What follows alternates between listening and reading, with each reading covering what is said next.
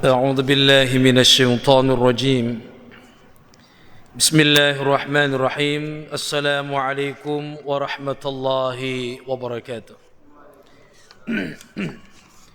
الحمد لله رب العالمين الصلاة والسلام على رسوله الكريم رسول الله سيدنا ومولانا محمد صلى الله عليه وسلم وعلى آله وأصحابه أجمعين قالوا سبحانك لا علم لنا إلا ما علمتنا إنك أنت العليم الحكيم اللهم انفعنا بما علمتنا وعلمنا ما ينفعنا وزدنا علوما تنفعنا في الدين والدنيا والآخرة أما بعد الحمد لله رب العالمين. Para jamaah ta'lim pada salat maghrib Masjid Al-Hidayah yang insyaallah kita berharap semoga senantiasa mendapatkan rahmat dari Allah Subhanahu wa taala. Alhamdulillah, pada malam hari ini kita bersyukur masih diberikan nikmat oleh Allah. Nikmat masih diberikan kemampuan oleh Allah Tabaraka wa taala untuk menjalankan salat yang mana justru kitalah yang sangat butuh daripada hasil dari setiap ibadah kita termasuk salat. Bahkan Nabi Ibrahim alaihissalatu wassalam saja begitu selesai dalam membangun kembali Ka'bah bersama putranya Nabi Ismail, apa yang beliau katakan? Rabbana taqabbal minna. Ya Allah, terimalah apa yang sudah kami persembahkan. Maka kita tentunya berharap setiap ibadah kita, salat kita, dan bentuk ibadah lain daripada ibadah kita diterima oleh Allah Subhanahu wa taala. Karena kullu nafsin bima kasabat rahinah. Masing-masing jiwa itu nanti akan bergantung kepada apa yang sudah dilakukannya saat hidup di dunia.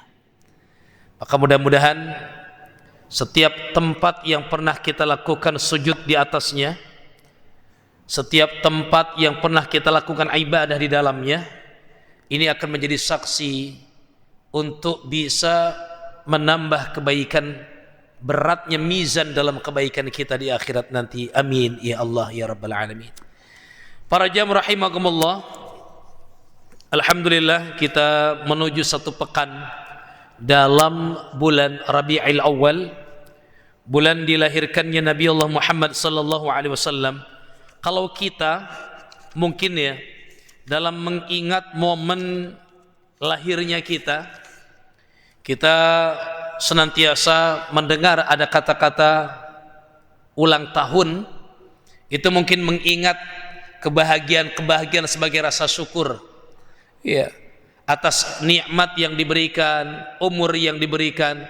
Tapi seharusnya kalau momen ulang tahun itu justru momen untuk mengingat betapa perjuangan orang tua kita dulu saat melahirkan kita.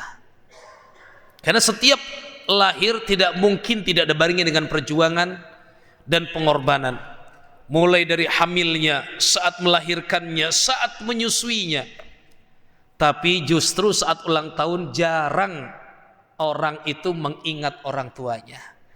Minimal mengirimkan doa, membacakan Fatihah ketika orang itu sudah tidak ada orang tuanya.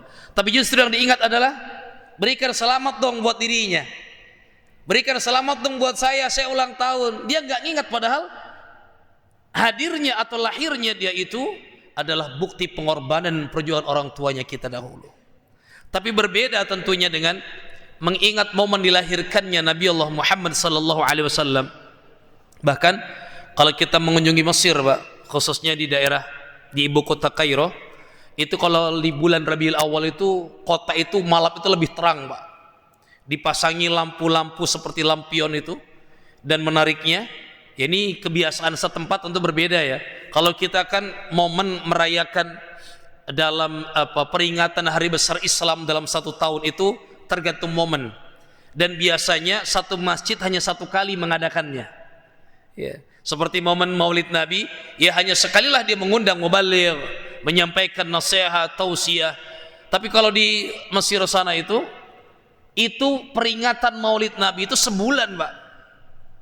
Jadi bukan diundang mubaligh, tapi para syekh, para guru-guru besar itu turun gunung ya, membukakan kitab-kitab hadis, mengkhatamkan kitab-kitab hadis, karena momen Rabiul Awal momen mengulang untuk mengingat apa yang sudah diajarkan, disampaikan oleh Nabi Allah Muhammad sallallahu alaihi wasallam.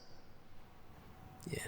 Maka momen di kajian malam ini kita akan membahas tentang hadirnya Nabi Muhammad sallallahu alaihi wasallam sebagai nikmat terbesar, dan ternyata ini disampaikan dalam Al-Qur'an, Pak. Ya.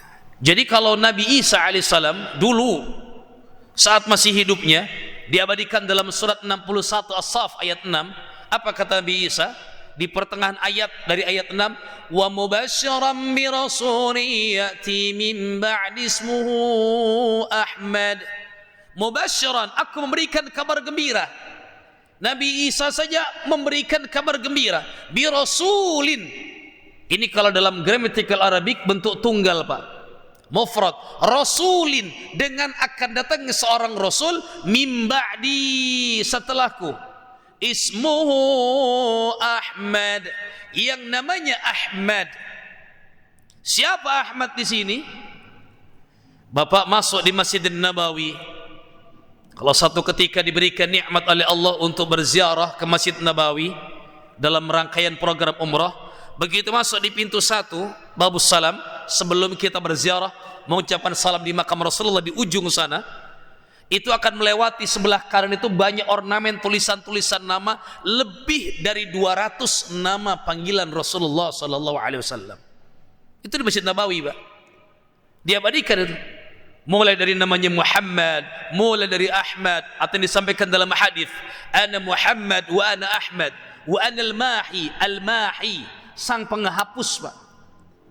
Dalam hadis disebutkan alladzi yumhi bil kufur, karena kedatanganku menghapuskan kekufuran.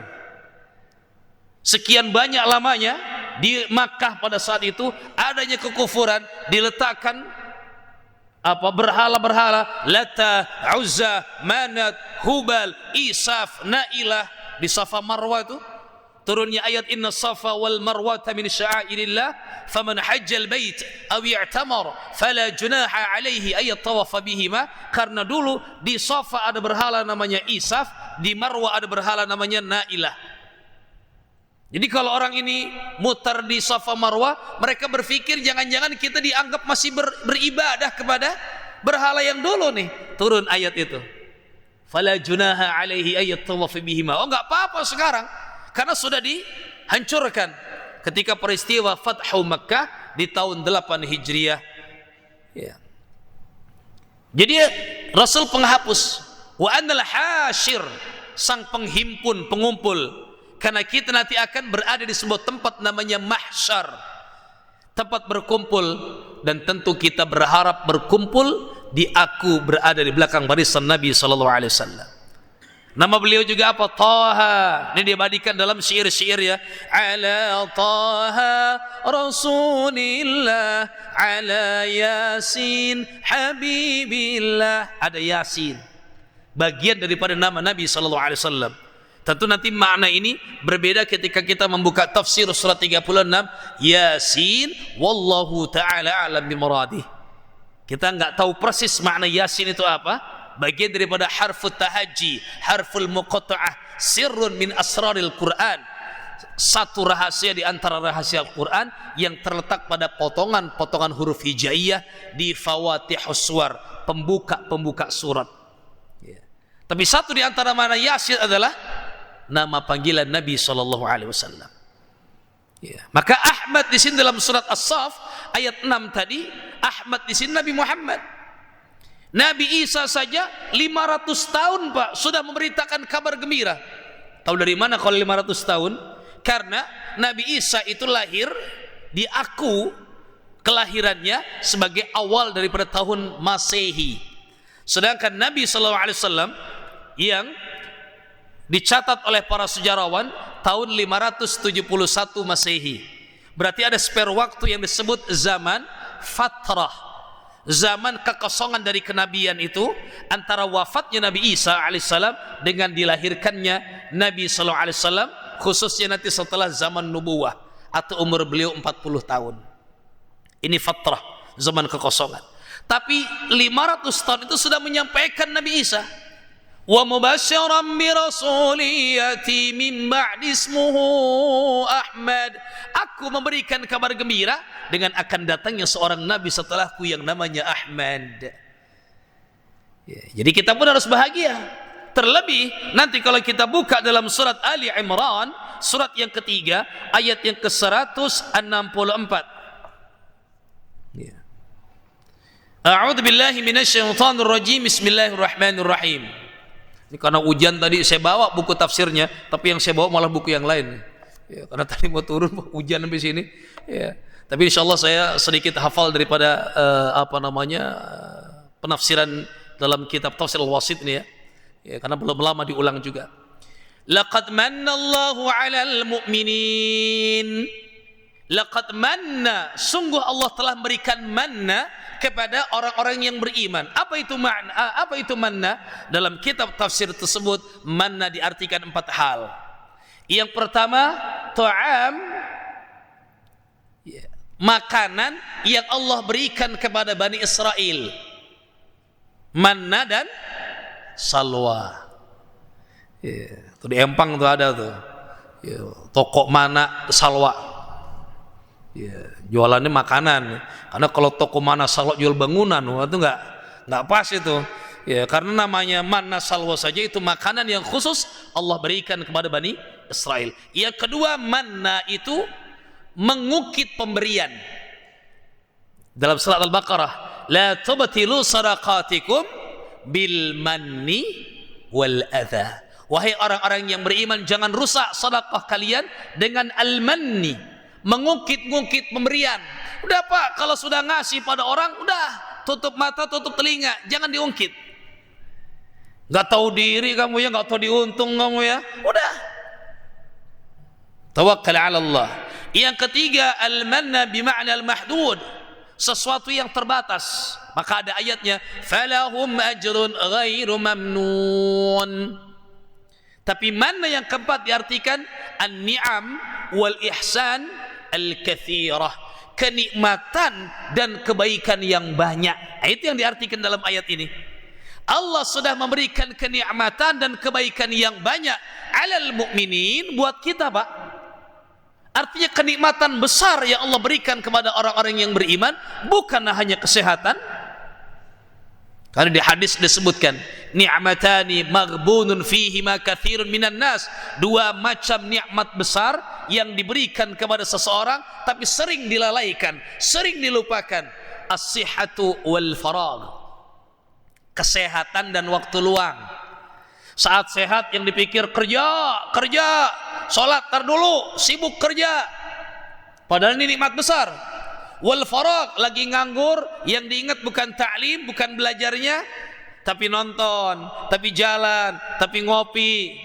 Justru ketika lagi waktu kosong, perbanyak untuk kita murajaah, membaca. Ya. Apalagi memang diakui ya, masyarakat Indonesia ini untuk literasinya rendah. Ya. Keinginan untuk membacanya itu rendah sekali. Ya, bahkan kadang yang udah disampaikan ya, saya dulu waktu masih ngajar ya di dosen itu mahasiswa kan udah dijelaskan. Jadi kadang-kadang Mbak, saya bikin soal itu nggak banyak Mbak, soal cuma 10, tapi kami berikan poin di atasnya, kerjakan 5 dari 10 saja. Artinya kalau yang ngerjain 10 bener apa salah? Salah, orang suruhnya 5. Nggak dibaca dulu dari awalnya nih, kerjakan 5 saja, pahami perintahnya. Sengaja kita berikan yang mudah-mudah gitu ya. Dikerjain semuanya saking rajinnya, padahal disuruhnya cuma 5. Ini bentuk bahwa kadang kemampuan, bukan kemampuan pada dasarnya ya, keinginan untuk membaca itu rendah sekali.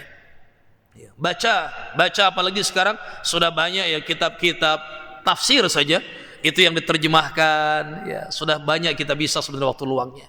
Tapi nikmat yang Allah berikan di sini ternyata bukan sehat, bukan harta, bukan apapun. Apa? Laqad manallahu 'alal mu'minina idz ba'atsa fihim rasula.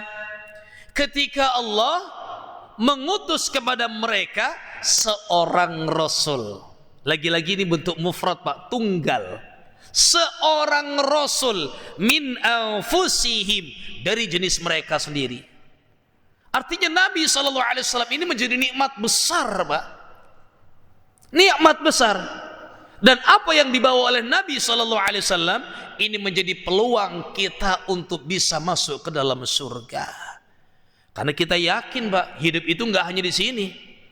Bukti keyakinan bahwa hidup nggak di sini, buktinya kita doa. Rabbana atina fid dunya hasanah wa fil akhirati hasanah wa qina adzabannar. Minta kehidupan dunia yang baik, minta kehidupan akhirat yang baik, dan dihindarkan dari api neraka. Berarti kita yakin Pak ada neraka. Kalau nggak yakin ngapain kita doa seperti tadi?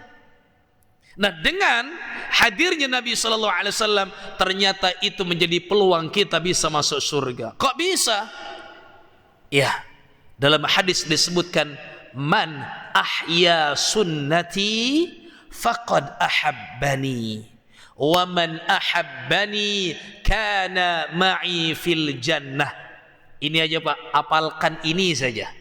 Maka dalam hidup setiap melakukan apapun yang diingat adalah man ahya sunnati. Man ahya sunnati. Man itu harfun lil istighraq, huruf untuk mencakup semuanya.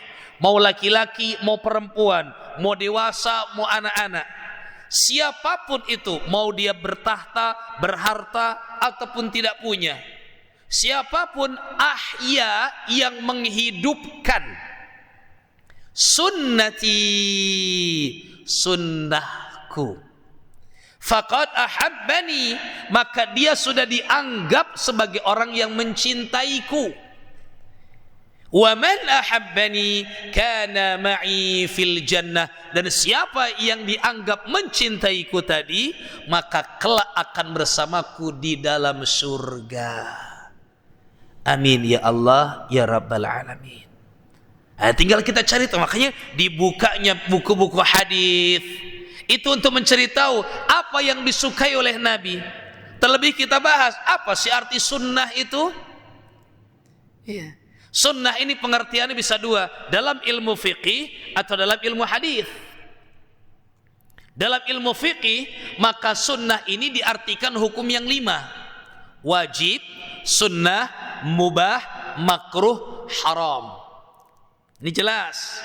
Iya. Sering diartikan sunnah itu sesuatu yang jika dikerjakan mendapatkan pahala, jika ditinggalkan maka tidak berdosa. Itu kan? Tapi dalam ilmu hadis sunnah diartikan kebiasaan Nabi sallallahu alaihi wasallam. Yang karena menjadi kebiasaannya dilakukan oleh Nabi karena Nabi suka. Itulah Pak yang membedakan kita dengan para sahabat, membedakan definisi sunnah tadi. Para sahabat tidak meninggalkan sunnah. Kenapa melakukan ini? Karena Nabi melakukannya. Kenapa kau melakukan sunnah? Karena ini sunnah. Tapi kalau kita ditanya, kenapa kok tidak melakukan ini? Sunnah doang kan. Kita meninggalkan sunnah karena dianggapnya tadi pengertiannya, kalau nggak dilakukan nggak apa-apa. Ya, segini ya hukumnya sunnah Pak. Ini contoh Pak, apalagi yang hukumnya nanti adalah fardu kifayah misalkan ya. Sebagai contoh, kadang kami menyampaikan berkali-kali Pak kepada jamaah umrah itu saat ada di Makkah, di Masjidil Haram, saat di Masjid Nabawi, peluang untuk sholat jenazah itu hampir tiap waktu sholat. As-salatu ala al-amwati wal atfal rahimakumullah. Iya kan? Dan salat jenazah itu merepotkan enggak Pak? Tidak. Dia hanya berdiri. Dalam mazhab Syafi'i 4 kali mengucapkan takbir dengan mengangkat tangannya. Dalam mazhab yang lain dia cukup takbir tanpa mengangkat tangannya. Tidak ada ruku dan sujud. Sering kami sampaikan Bapak, Ibu termasuk dalam manasik tadi siang, nanti di sana ada peluang seperti ini, ikuti. Sebisa mungkin ketika di sana jangan ketinggalan salat jenazah. Kenapa? Peluangnya kita sering dapatkan di sana. Kalau sudah kembali ke rumah di Al-Hidayah saja, belum tentu seminggu sekali kita sholat jenazah, belum tentu sebulan sekali kita sholat jenazah. Tapi di sana peluangnya 5 waktu bakal ada. Dan pahalanya apa?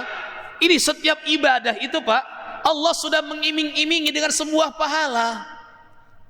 Dan kita butuh Pak dengan pahala itu. Sudah disampaikan, tapi ternyata kan ada saja ya yang tidak mau menambah daripada pahalanya. Maka seharusnya masuk ke dalam surga itu pada dasarnya mudah dan banyak caranya. Tapi ada kalanya diri kita sendiri yang tidak mau menerimanya. Ya. Sehingga di majelis-majelis ilmu, di majelis-majelis ta'lim, di masjid-masjid, lagi tablik akbar sekalipun, tidak sedikit kita lihat orang sambil minum tapi pakai tangan kiri. Ya.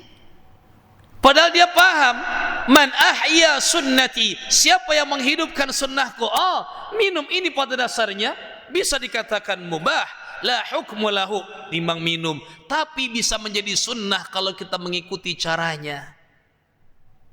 Diangkat menggunakan tangan kanan, membaca bismillah, bismillahirrahmanirrahim. Bayangkan Pak, dari minum bisa mendapatkan pahala Pak, dari makan mendapatkan pahala Pak. Apalagi kalau makan, banyak ini adab yang bisa kita jadikan sebagai peluang pahala. Sebelum makan ada doanya. Bismillah, kata Ibnu Abbas ya. Ya gulam samillah. Aku masih bocah kan, Ibnu Abbas itu ya. Ya gulam, yang orang Bogor, samillah, ucapkan bismillah. Wa kul biyaminik, makan pakai tangan kanan. Kita tahu Pak, cuman kenapa kok ada kalanya orang masih ada yang makan pakai tangan kiri? Iya. Karena tadi nggak mengembalikan kepada, oh saya pengen dianggap dari makan saja menghidupkan sunnah Rasul. Terlebih kita perlu luruskan nih Pak, entah sejak kapan orang kalau dibilang sunnah Rasul pikirannya cuma 2 Pak, malam Jumat sama poligami. Iya kan? Diajak DKM rapat malam Jumat, jangan malam Jumat atau kenapa? Sunnah Rasul. Harusnya kita marah Pak kalau menganggap sunnah Rasul itu cuma 2 begituan doang. Jadi seolah-olah urusan Rasul di situ doang Pak. Urusan poligami sunnah Rasul, malam Jumat sunnah Rasul. Masih banyak hal lain yang dianggap sunnah Rasul tapi nggak dibilang itu sunnah Rasul. Harusnya sedih kita Pak dibilang sunnah Rasul itu isinya malam Jumat doang sama poligami. Itu kan urusan makan aja banyak Pak yang dibanding sunnah Rasul. Apalagi bagian sunnah Rasul, jangan mencela makanan. Kalau nggak suka ya sudah, jangan dimakan, tapi nggak perlu dicela. Apaan sih makanan kayak gini? Iya. Kan makanan sekarang kadang emang rada-rada aneh-aneh ya. Udah tahu kerupuk diceburin ke air ya, direbus apa namanya itu, seblak. Ya kalau kita nggak mau makan ya sudah. Atau Pak, kalau kita belum bisa menjalankan bagian daripada sunnah, jangan menganggap itu keluar dari nalar kita dan kemudian kita anggap apaan sih. Contoh nih, ini Ibnu Abbas juga nih. Dari Ibnu Abbas radhiyallahu anhu, kata Rasulullah sallallahu alaihi wasallam, "Idza akala ahadukum ta'aman," jika satu di antara kalian memakan makanan, contoh nasi padang, makan padang Mbak, enaknya kalau makan nasi padang itu pakai sendok atau pakai tangan Mbak? Tangan lah, malah aneh kayaknya makan nasi padang pakai sendok ya. Berarti kalau padang enaknya makan pakai rendang Mbak ya. Makan tuh ya misalkan. Nah di situ ada hadis Mbak, idza akala ahadukum ta'aman, kalau salah satu di antara kalian makan, fala yamsah yadahu, jangan pernah dia lap, dia cuci tangannya sampai dia apakan? Hatta yal'aqaha au yul'iqaha. Ini muttafaqun alaih Pak. Hadis Imam Bukhari dan Muslim ini. Artinya yang dianggap oleh para ulama ashahul kutub ba'dal Quran, kitab paling otentik setelah Quran nih Pak. Marwahul Bukhari wa Muslimun. Hadis yang diriwayatkan Imam Bukhari dan Muslim diakui oleh seluruh ulama hadis kitab yang paling otentik setelah Quran. Jangan pernah dielap, jangan pernah dibasuh sampai naon teh? Diletaknya. Dijilat. Ternyata belum sampai di situ, Pak. Au yulaiqaha, atau minta tolong orang untuk menjilatkan. Istri kita misalkan, "Neng, jadi istri soleha." Ya sampai istilahnya sampai begitu. Nanti dijelaskan dalam syarah hadis, Pak. Kalau kita belum bisa melakukan itu, jangan bilang apaan sih jijik amat kayak begitu. Kalau belum bisa melakukan sunnahnya, sudah. Tapi nggak perlu merendahkan, nggak perlu menghina, karena ini bagian yang disampaikan oleh Nabi Shallallahu Alaihi Wasallam. Nanti kalau kita buka dalam syarah hadisnya, itu berkaitan dengan keberkahan, Pak. Ya, wallahu taala alam. Dalam dunia kedokteran itu pernah dibahas juga, saya pernah membaca. Ya, ini enzim tertentu ya yang ada di sini itu. Tentunya ketika tangan, makanya diusahakan kan makan itu tangannya bersih, cuci tangan, gitu kan ya. Ya, maka dia bisa menyelesaikan itu. Maknanya apa? Kalau kita belum bisa melakukan hal yang memang diperintah oleh Rasulullah, ya sudah, tapi jangan merendahkan.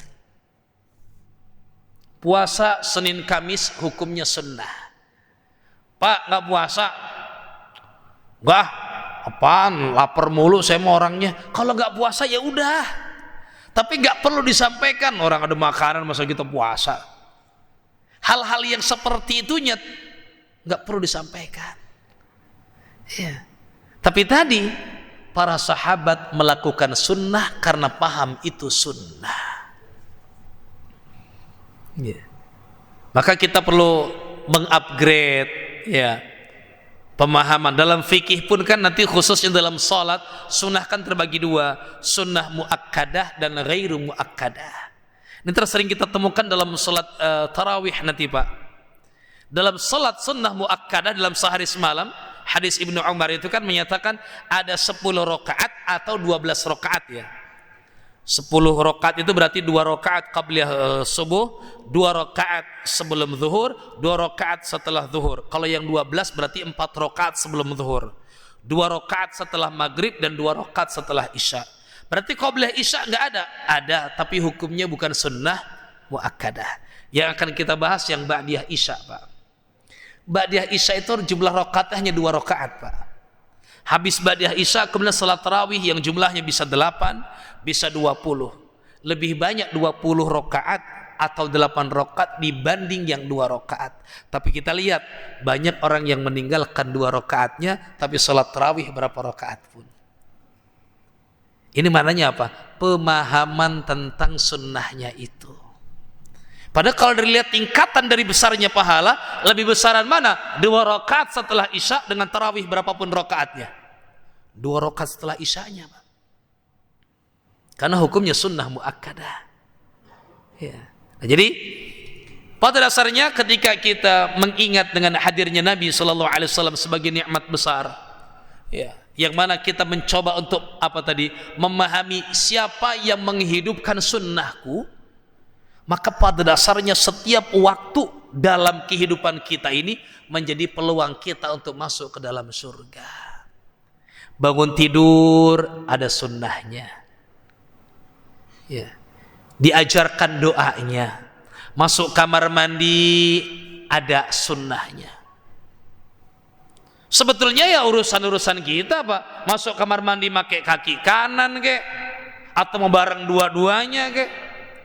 Tapi kalau kita mengikuti atau masuknya kaki kiri dulu karena paham mengikuti sunnah Nabi, masuk kamar mandi juga jadi pahala, Pak. Coba, Masya Allah, masuk kamar mandi pun jadi pahala. Kenapa? Karena paham, oh Rasul mengajarkannya pakai kaki kiri dan aku ingin menghidupkan sunnah Rasul tadi. Keluarnya pakai kaki kanan, pakai baju ada juga sunnahnya. Maka ajarkan pada anak kita yang masih punya bayi, punya anak kecil, pakai celana kanan dulu nak, kalau mengeluarkan kiri dulu nak, tapi sambil memahami bahwa ini loh yang diajarkan oleh Nabi kita. Bahkan mengaca, Pak, ngaca pun bisa jadi peluang pahala. Kalau dalam ngacanya kita paham ada sunnah Nabi di situ, membaca doa, Allahumma kama hasanta khalqi fahassin khuluqi. Kita kadang ngaca cuma ngeliat dong udah ganteng atau belum. Padahal dari peluang ngaca aja kan, bayangkan berapa hal itu aja sudah bisa menjadikan pahala. Keluar rumah ada sunnahnya, masuk pasar ada sunnahnya, masuk kantor, masuk bangunan, tadi mau makan, selesai makan, bahkan sampai mau tidurnya lagi pun itu menjadi peluang kita mendapatkan pahala, menjadi peluang untuk masuk ke dalam surga. Maka kenapa kok Quran tadi menyatakan laqad mannallahu 'alal mu'minin? Kenapa kok sampai dihadirkannya Nabi dianggap sebagai an-ni'am wal ihsan al-katsirah, kenikmatan yang banyak dan kebaikan-kebaikan yang banyak? Karena siapapun yang mengikuti Nabi ini dengan tata caranya, cara beliau berjalan bagaimana, cara beliau bermuamalah itu bagaimana, cara beliau berbicara itu bagaimana, ternyata itu menjadi peluang. Karena siapapun yang mencintai Nabi, ya kan, kalau seseorang mencintai orang lain kan dicari yang paling disukai itu apa, yang dibenci itu apa. Ya, Rasul bilang apa? Wa karihalakum qila wa qala. Rasul enggak suka, Allah enggak suka, melalui lisan Rasul tapi ya, Allah enggak suka qila wa qala, sesuatu yang masih cenah mah. Apa cenah mah itu? Katanya, sesuatu yang belum valid, sesuatu yang masih belum jelas, jangan mudah disampaikan Nabi, apalagi karena ini berkaitan dengan harga diri seseorang, dengan info seseorang, kita belum tahu benar atau salah. Dalam surat An-Nur, surat yang ke-24 itu sampai disebutkan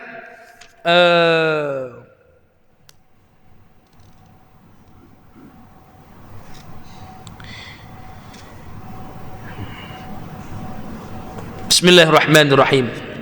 Laula idh sami'tumuhu dhanna al-mu'minuna wal mu'minatu bi anfusihim khaira wa qalu hadza ifkum mubin. Kalau kita dengar seseorang mengucapkan berita, kenapa kok kalian enggak mengucapkan mendengar? Kenapa kok kalian ketika mendengarnya tidak berhusnudzan? Dhannal mu'minun wal mu'minat bi anfusim khaira wa qalu hadza ifkum mubin. Ini enggak benar kali, jangan-jangan bohong ini, yang benar ini. Jangan mudah-mudah kita menyebarkan lagi sesuatu yang mungkin belum kita ketahui. Ya.